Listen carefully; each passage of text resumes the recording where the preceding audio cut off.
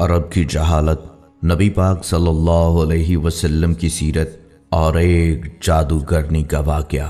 بسم اللہ الرحمن الرحیم۔ السلام علیکم۔ کیا آپ جانتے ہیں کہ اسلام سے پہلے رومی، ایرانی، سومیری اور ہندی تہذیبیں کیا تھیں؟ کیا آپ نبی پاک صلی اللہ علیہ وسلم اور جادوگرنی کے واقعے کے بارے میں جانتے ہیں؟ کیا آپ جانتے ہیں کہ آپ صلی اللہ علیہ وسلم کی وفات کو شہادت کیوں کہا گیا؟ یہ سب کچھ آپ کو آج کی ویڈیو میں بتایا جائے گا۔ امید ہے یہ ویڈیو آپ کو پسند آئے گی، لہٰذا آپ سے گزارش ہے اس پاک اور خوبصورت ویڈیو کو آخر تک ضرور دیکھیے گا۔ ناظرین، یہ عرب کی سرزمین کی کہانی ہے جس کی نہ کوئی تہذیب تھی نہ تمدن تھا، بلکہ یہ خطہ پوری دنیا سے الگ تھلگ ہو چکا تھا۔ دعوت الہی انبیاء علیہ السلام کا اولین فریضہ ہے اور اللہ تعالیٰ انبیاء علیہ السلام کو دنیا میں توحید خالص کے قیام کے لیے مبعوث کرتا ہے۔ دنیا میں جس قدر بھی انبیاء کرام آئے ہیں، سب نے اپنی قوم اور لوگوں کو ان کے خالق کی طرف بلایا ہے کہ تمہارا معبود حقیقی خدا تعالیٰ ہے، صرف اسی کی عبادت کرو اور اس کی تمام تر صفات کے ساتھ اس پر ایمان لاؤ۔ آپ صلی اللہ علیہ وسلم کا دنیا میں آنا اور خاص طور پر عرب کی سرزمین پر آنا جیسے روشنیوں کی نوید تھی۔ جو انقلاب عظیم آپ صلی اللہ علیہ وسلم نے دنیا میں برپا کیا، وہ اس سے قبل نہ کبھی کسی آنکھ نے دیکھا اور نہ کبھی کسی کان نے سنا۔ کہانی شروع ہوتی ہے جب سرزمین عرب میں ہر طرف ظلم و ستم، جبر و تشدد اور وحشت و بربریت نے ڈیرے ڈال رکھے تھے۔ کفر اور ظلم و جہالت کی تاریکی نے عالم انسانیت کو چاروں طرف سے گھیر رکھا تھا۔ عرب کی حالت دنیا کے دوسرے خطوں سے زیادہ دگرگوں تھی۔ جہالت اور نفس پرستی کی وجہ سے ان کی اخلاقی حالت انتہائی خراب تھی۔ شراب نوشی، عورتوں کا عریاں رقص، لڑکیوں کو زندہ دفن کر دینا، لاتعداد بیویاں رکھنا اور والد کے مرنے کے بعد دیگر چیزوں کے ساتھ ساتھ اپنی ماؤں کو بھی آپس میں بانٹ لینا اور بیویاں بنا کر رکھنا یا فروخت کر دینا عام تھا۔ بعض قبیلوں کا پیشہ ہی چوری، لوٹ مار اور قتل و غارت گردی تھا۔ جو عورت بیوہ ہو جاتی اسے 1 سال کی عدت گزارنا پڑتی اور اسے نہایت منحوس سمجھا جاتا۔ 1 سال تک اسے غسل اور منہ ہاتھ دھونے کے لیے پانی تک نہ دیا جاتا، نہ پہننے کے لیے لباس فراہم کیا جاتا۔ جیسے کہ حدیث پاک میں ہے، جب کسی عورت کا خاوند مر جاتا تو اس کو ایک کوٹھڑی میں داخل کر دیا جاتا۔ وہ خراب کپڑے پہن لیتی اور خوشبو کو ہاتھ نہ لگاتی، یہاں تک کہ 1 سال گزر جاتا۔ لوگ بچیوں کو زندہ درگور کر دیتے تھے۔ ان تمام برائیوں کے باوجود اہل عرب میں کچھ ایسی خصوصیات بھی تھیں جو آج کے مہذب اور ترقی یافتہ دور میں بھی ہمیں نظر نہیں آتی۔ مثلاً ایفائے عہد، حجاز کا عرب نہ کسی کا محکوم تھا اور نہ ہوس ملک گیری رکھتا تھا۔ شروع سے لے کر اس وقت تک کسی غیر نے ان پر حکومت نہیں کی۔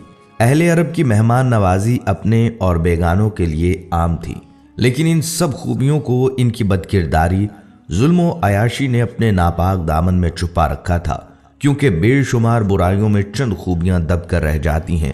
مزید یہ کہ ان کے نزدیک اچھائی اور برائی میں کوئی فرق نہ تھا، وہ ہر کام عادتاً کرتے تھے۔ یہی کیفیت ان کی مذہبی دنیا میں بھی تھی۔ مذہبی ذوق کی تسکین کے لیے انہوں نے بت تراش رکھے تھے، مگر پرستش کے باوجود وہ اپنے معبودوں کے تابع نہیں تھے۔ جو من میں آتا کر ڈالتے۔ نسلی تفاخر اپنی آخری حدوں کو چھو رہا تھا۔ وہ ہر غیر عرب کو گونگا کہا کرتے تھے۔ الغرض انسانیت، آمریت اور شہنشاہیت کے ظلم کا شکار تھی۔ شرف انسانی کی ہر قدر پامال ہو چکی تھی۔ عرب ہی نہیں، پوری دنیا ظلم و جبر کا منظر پیش کر رہی تھی۔ انسانی حقوق کا ہر تصور حکمرانوں کی انا کی گرد میں گم ہو چکا تھا۔ قبل از بعثت محمدی صلی اللہ علیہ وسلم، روم اور ایران اپنے وقت کی عالمی طاقت کی حیثیت رکھتے تھے۔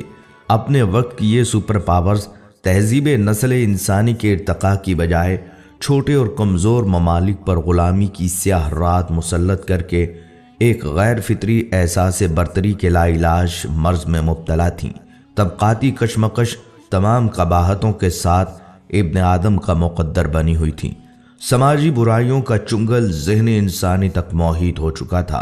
4वीं सदी ईस्वी में नसरानी हज़रत ईसा अलैहिस्सलाम की तालीमात से बहुत दूर हो चुके थे। यूनानी खराफात से लेकर रोमी बुत परस्ती तक हर बुराई को ईसाई दुनिया ने अपने गले से लगा रखा था। ईसाई मजहब चंद बेजान अकायद और बेकैफ मरासम तक महदूद होकर रह गया था। रोम की मशरकी रियासत में इज्तमाई बदनज़मी अपनी इंतहा को पहुंच चुकी थी। मजबूर और बेबस अवाम के सब्र का पैमाना लबरेज हो चुका था और बड़े पैमाने पर फसादात शुरू हो चुके थे। नाज़रीन, इस्लाम एक मुकम्मल दीन और तरीक़ा ज़िंदगी है। इसका पेश करदा निज़ाम फ़िक्र व अमल हर दौर के इंसान की इनफरादी और इज्तमाई ज़िंदगी के हर पहलू के लिए काबिल अमल है। इस्लाम का पैरोकार इस बात का पाबंद है कि अपनी ख्वाहिशात को अल्लाह के दीन के ताबे कर दे और किसी भी ख्वाहिश की तकमील और तस्कीन के लिए सिर्फ वही रास्ता और तरीक़ेकार अपनाए जिसका तयन दीन में किया गया है। अल्लाह ताला का इरशाद है, ऐ लोगो जो ईमान लाए हो, दायरा इस्लाम में पूरे के पूरे दाखिल हो जाओ। और रसूलुल्लाह सल्लल्लाहु अलैहि वसल्लम ने फरमाया, तुम में से कोई भी उस वक्त तक मोमिन नहीं हो सकता जब तक उसकी ख्वाहिश मेरी लाई हुई तालीमात के ताबे ना हो जाएं। आप सल्लल्लाहु अलैहि वसल्लम की ज़िंदगी में हर शोबे से वाबस्ता अफराद के लिए रहनुमाई है। आप सल्लल्लाहु अलैहि वसल्लम दाई थे और मुरब्बी भी, काजी भी थे और जाहिद भी, सियासतदान भी थे और हुक्मरान भी, सिपाही थे और रहनुमा भी, बाप भी थे और शोहर भी थे। लिहाजा अगर आप दाई हैं तो सीरत नबी सल्लल्लाहु अलैहि वसल्लम के मुतालिया से दावत के कई उसलूब मिलेंगे। मालूम होगा कि कलमा तौहीद की सरबुलंदी की खातिर तकलीफ और आजमाइश के मौके पर एक दाई का सही किरदार क्या होना चाहिए। अगर आप ख़ानदान, कबीले या फ़ौज की क़यादत कर रहे हैं या ज़माम हुकूमत संभाले हुए हैं तो मुतालिया सीरत से एक मजबूत निज़ाम और मुस्तहकम असलूब मिलेगा। रसूलुल्लाह सल्लल्लाहु अलैहि वसल्लम ने अपनी उम्र के 15वें साल में ही अमन के एक मुआहदे में शिरकत की। अमीर, गरीब, सरदार और ग़ुलाम के लिए एक ही कानून वज़ा किया। रफ़ाही खिदमात में पेश रहे एक मुकम्मल मुआशी निज़ाम पेश किया जिसके मुताबिक तिजारत करके मुसलमानों ने ज़माम तिजारत, जिस पे बहुत अरसे से यहूदी काबिज थे, अपने हाथ में ले ली। मुख्तसर ये कि रसूलुल्लाह सल्लल्लाहु अलैहि वसल्लम की कोशिशों के नतीजे में जज़ीरतुल अरब, जो गोया एक मैदान जंग था, अमन का गहवारा बन गया। जहां भाई भाई का दुश्मन था वहां पूरा मुआशरा बाहम शिरो शुक्र हो गया।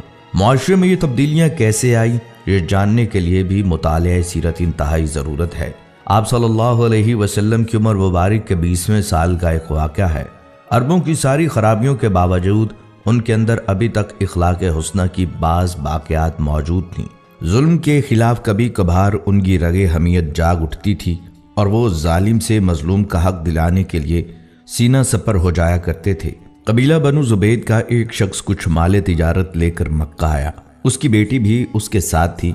उस ताजर से उसका सामान मक्का के मशहूर और मालदार सरदार आस बिन वाइल ने खरीद लिया, लेकिन उसने सीना जोरी करते हुए उस जुबैदी ताजर की बेटी को भी अपने कब्जे में ले लिया।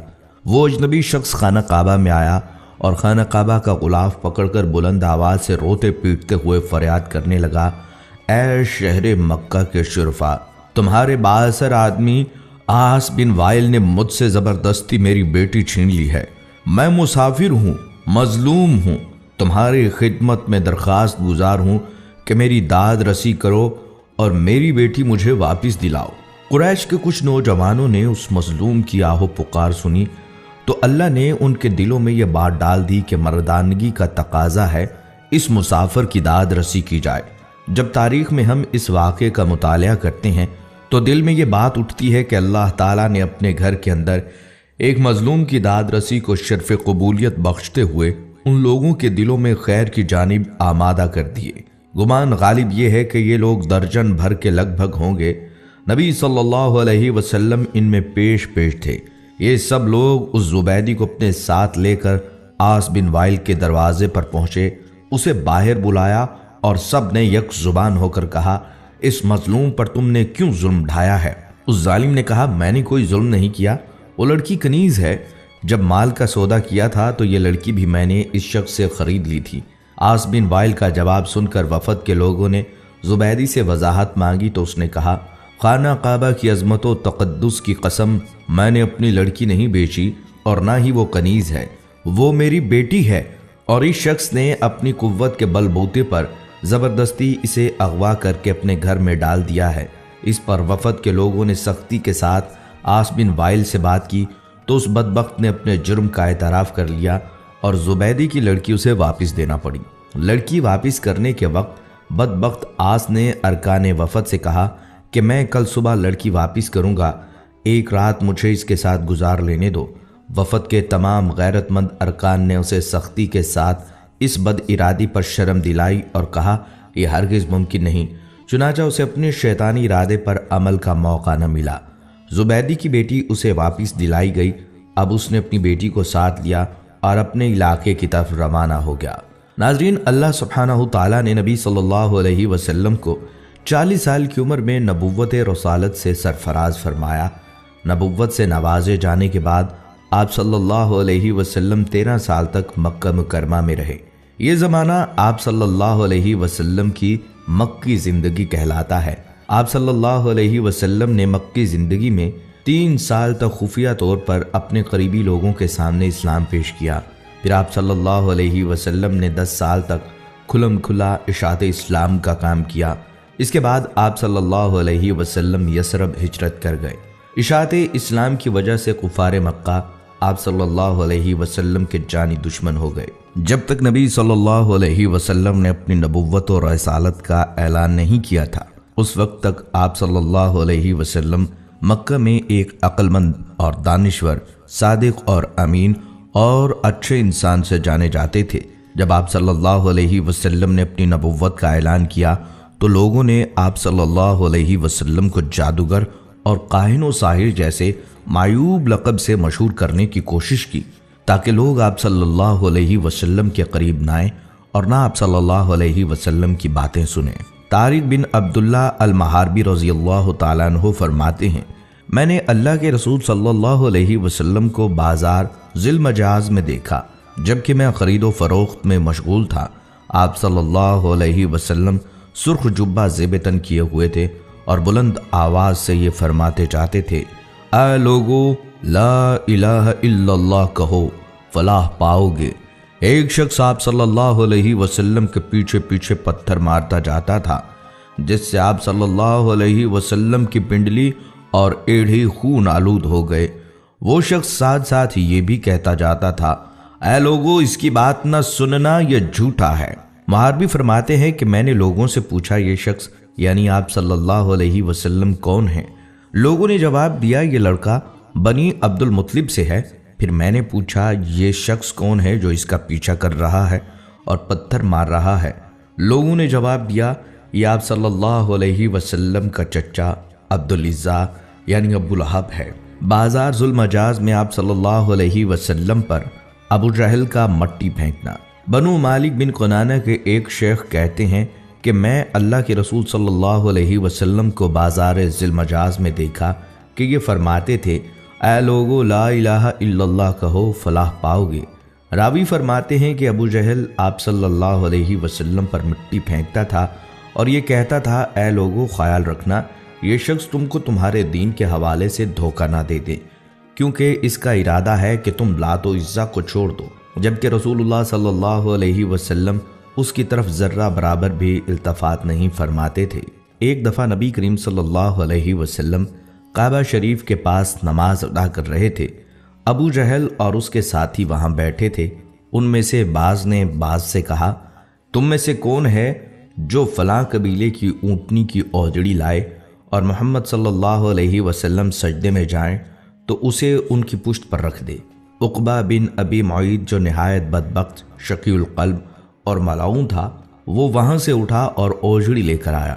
پھر وہ آپ صلی اللہ علیہ وسلم کے سجدے کا انتظار کرنے لگا۔ جب آپ صلی اللہ علیہ وسلم نے سجدہ کے لیے اپنے چہرہ مبارک کو زمین بوس کیا تو اس نالائق نے اس اوجڑی کو آپ صلی اللہ علیہ وسلم کی پیٹھ پر کندھوں کے درمیان رکھ دیا۔ آپ صلی اللہ علیہ وسلم اس کے بوجھ کی وجہ سے اٹھ نہیں پا رہے تھے، سجدے کی ہی حالت میں پریشان تھے۔ دوسری طرف ابو جہل اور اس کے بے غیرت ساتھی سب کے سب ہنسنے اور ٹھاٹھے مارنے میں مصروف تھے۔ حضرت عبداللہ بن مسعود رضی اللہ تعالیٰ عنہ یہ سب کچھ دیکھ رہے تھے، مگر اپنی کمزوری اور ظالموں کے خوف سے رسول خدا صلی اللہ علیہ وسلم کا دفاع کرنے سے عاجز تھے۔ پھر آپ صلی اللہ علیہ وسلم کی لخت جگر حضرت فاطمہ رضی اللہ تعالیٰ عنہ آئیں اور اوجڑی کو آپ صلی اللہ علیہ وسلم کی پشت مبارک سے ہٹایا۔ حضرت عروہ بن زبیر رحمۃ اللہ علیہ نے عبداللہ بن عمر بن عاص رضی اللہ تعالیٰ عنہ سے پوچھا، مجھے اس سخت تکلیف سے باخبر کیجئے جس سے مشرکین نے آپ صلی اللہ علیہ وسلم کو دوچار کیا۔ انہوں نے فرمایا، ایک بار نبی صلی اللہ علیہ وسلم حتیم میں نماز ادا کر رہے تھے، اچانک عقبہ بن ابی معیط آیا اور آپ صلی اللہ علیہ وسلم کی گردن میں اپنا کپڑا ڈال دیا۔ پھر اس نے سخت طریقے سے آپ صلی اللہ علیہ وسلم کا گلا گھونٹا۔ پھر ابو بکر رضی اللہ تعالیٰ عنہ آئے اور انہوں نے عقبہ کا موڈھا پکڑا اور اس کو نبی صلی اللہ علیہ وسلم سے ہٹایا اور فرمایا، کیا تم مار ڈالو گے اس شخص کو اس وجہ سے کہ وہ کہتا ہے کہ میرا رب اللہ ہے؟ اپنی زندگی میں رسول اللہ صلی اللہ علیہ وسلم اور ان کے ساتھیوں کو ان کے عقائد کی وجہ سے ستایا گیا، ان کا بائیکاٹ کیا گیا، یہاں تک کہ آپ پر براہ راست حملے بھی کیے گئے۔ ان چیلنجز کے باوجود رسول اللہ صلی اللہ علیہ وسلم امن اور سماجی انصاف کا پیغام پھیلانے کے عزم سے کبھی پیچھے نہیں ہٹے۔ انہوں نے اپنی اہلیہ اور قریبی ساتھیوں کی وفات سمیت کئی غم اٹھائے، یہاں تک کہ اپنے پیروکاروں کے ساتھ مل کر مساوات، انصاف اور بھائی چارے کے اصولوں پر مبنی ایک نیا معاشرہ قائم کرنے میں کامیاب ہو گئے۔ ناظرین، ایک یہودی جس کا نام لبید بن عاصم یہودی تھا، اس نے حضور اقدس صلی اللہ علیہ وسلم پر جادو کر دیا۔ بعض روایات میں آتا ہے لبید بن عاصم یہودی جس نے نبی صلی اللہ علیہ وسلم پر جادو کیا تھا، اس نے اپنی لڑکیوں کو جادو سکھایا تھا اور ان لڑکیوں نے تانت کے دھاگے کو لے کر اس میں گرہیں باندھی تھیں اور اس تانت کے دھاگے کو کنگھے کے اندر لگا دیا تھا۔ اس جادو کی وجہ سے نبی صلی اللہ علیہ وسلم کی طبیعت کچھ ناساز ہو گئی، اور ناساز اس طرح ہوئی کہ بعض اوقات وحی کے علاوہ دیگر امور میں آپ صلی اللہ علیہ وسلم ایک کام کر لیتے مگر خیال ہوتا تھا کہ نہیں کیا۔ ایک دن آپ صلی اللہ علیہ وسلم نے حضرت عائشہ صدیقہ رضی اللہ تعالیٰ عنہما سے فرمایا کہ مجھے جو تکلیف چل رہی ہے اس کے بارے میں اللہ تبارک و تعالیٰ نے مجھے خواب میں اس کا اصل سبب بتا دیا ہے۔ میں نے خواب دیکھا ہے کہ دو فرشتے آئے اور آ کر میرے پاس بیٹھ گئے اور انہوں نے آپس میں گفتگو شروع کی کہ ان صاحب کو کیا ہوا، ان کو کیا تکلیف ہے۔ دوسرے فرشتے نے جواب دیا کہ ان پر کسی نے جادو کر دیا ہے۔ پہلے فرشتے نے پوچھا کس نے جادو کیا ہے؟ دوسرے نے جواب دیا لبید بن عاصم کے نام سے ایک یہودی ہے، اس نے جادو کیا ہے۔ پھر پہلے نے سوال کیا کہ کس چیز میں جادو کیا ہے اور کہاں کیا ہے؟ دوسرے فرشتے نے جواب دیا کنگھے کے ذریعے جادو کیا ہے اور کنگھے کے اندر جو بال آ جاتے ہیں کنگھا کرتے وقت ان بالوں کو بھی استعمال کیا ہے۔ پوچھا کہ کہاں ہے؟ جواب دیا وہ ایک کنواں ہے، وہاں پر اس نے جادو کے کلمات پڑھ پڑھ کر وہاں دفن کیے ہیں۔ یہ ساری تفصیل نبی صلی اللہ علیہ وسلم کو فرشتوں کے ذریعے بتا دی گئی۔ حضرت عائشہ رضی اللہ تعالیٰ عنہا سے آپ صلی اللہ علیہ وسلم نے فرمایا کہ اللہ تعالیٰ نے میری اس تکلیف کے بارے میں مجھے ساری تفصیلات بتا دی ہیں۔ چنانچہ نبی صلی اللہ علیہ وسلم خود اس کنویں کے پاس تشریف لے گئے اور وہاں جا کر دیکھا اس کا پانی بالکل پیلا پڑا ہوا تھا۔ وہاں سے وہ کنگھا بھی برآمد ہو گیا، کنگھے کے اندر جو بال تھے وہ بھی برآمد ہو گئے۔ مدینہ منورہ میں ایک یہودی عورت تھی، اس کا نام لبیطۃ الحمرا تھا۔ وہ ایک بہت ہی خبیث اور بدذات عورت تھی اور وہ حضور صلی اللہ علیہ وسلم سے بہت زیادہ جلتی تھی۔ وہ چاہتی تھی کہ نعوذ باللہ آپ صلی اللہ علیہ وسلم اس دنیا سے رخصت ہو جائیں۔ ایک دن اس عورت نے ایک جادوگر کے پاس جا کر کہا وہ حضور صلی اللہ علیہ وسلم پر ایسا جادو کریں کہ بیمار ہو جائیں۔